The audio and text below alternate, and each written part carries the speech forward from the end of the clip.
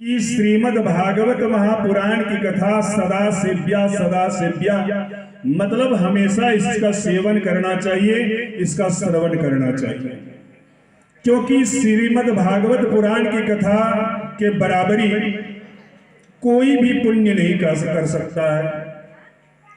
सनकादिक कुमार कहते कि न गंगा न गया काशी पुष्करम न प्रयागकम शुक शास्त्र कथायश्च फले न समदाम नयेत।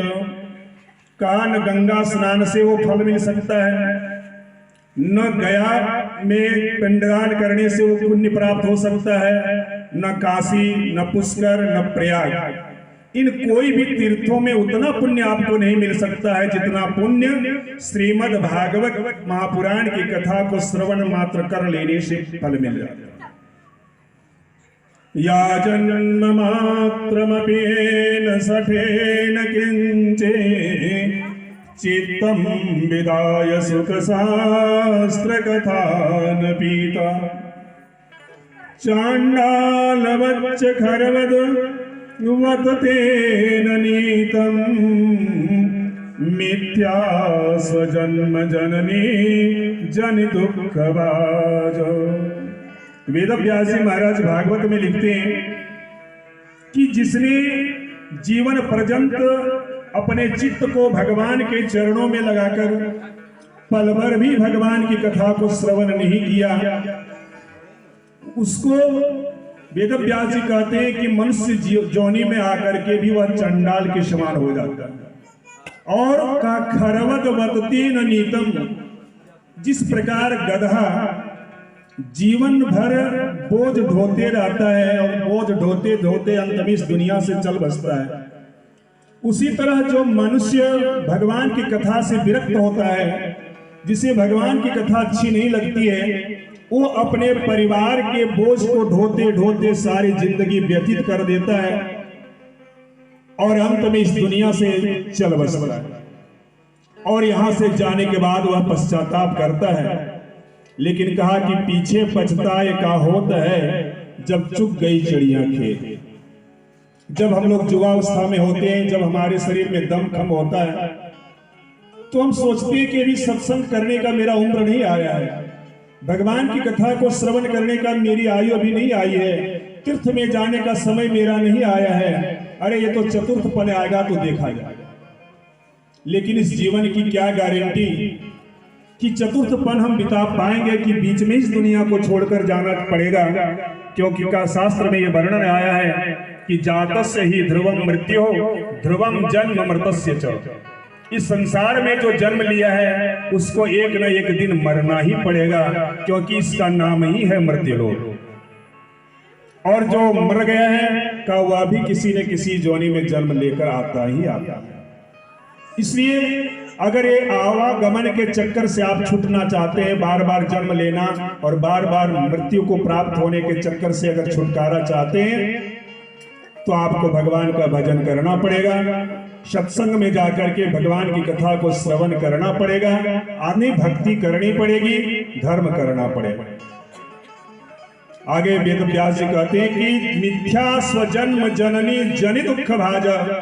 कहा बेकार में 9 महीनों तक अपने माँ के गर्भ में रहकर अपनी माँ को भी कष्ट दिया और इस पृथ्वी पर जन्म लेने के पश्चात वह बोझ बनकर सारा जीवन व्यतीत किया।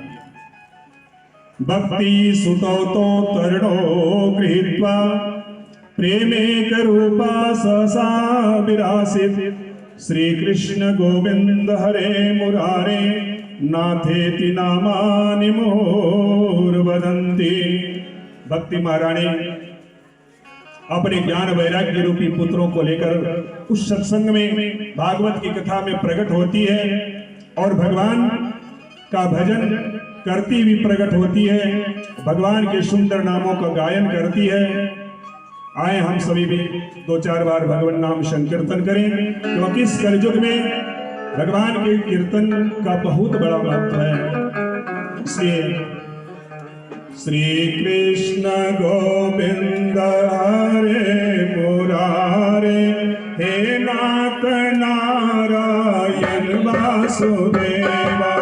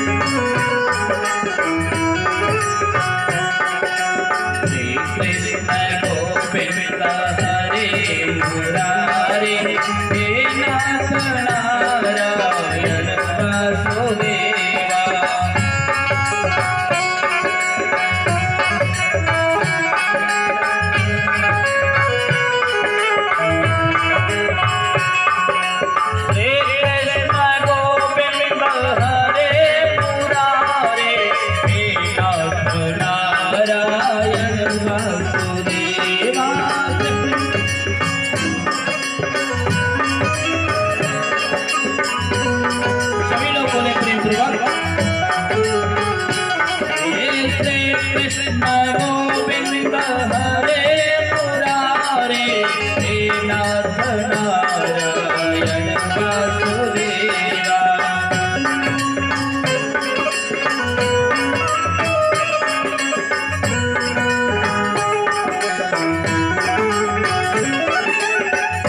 आप लोग भी बोलेंगे साथ में।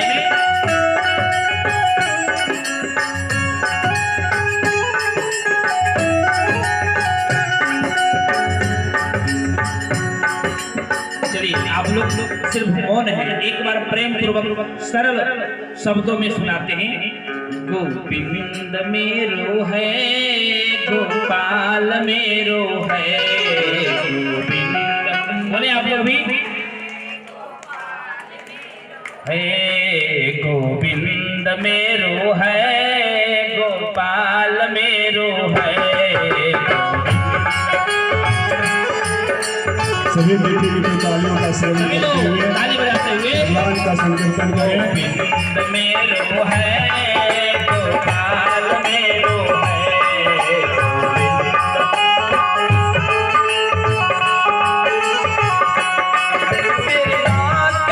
बिहारी नंदलाल मेरो है।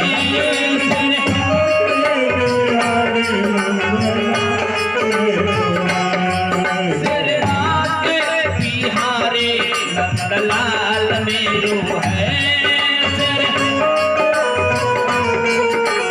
लाल मेरो है, गोविंद मेरो है, गोपाल मेरो है, मेरो है, गोपाल मेरो है।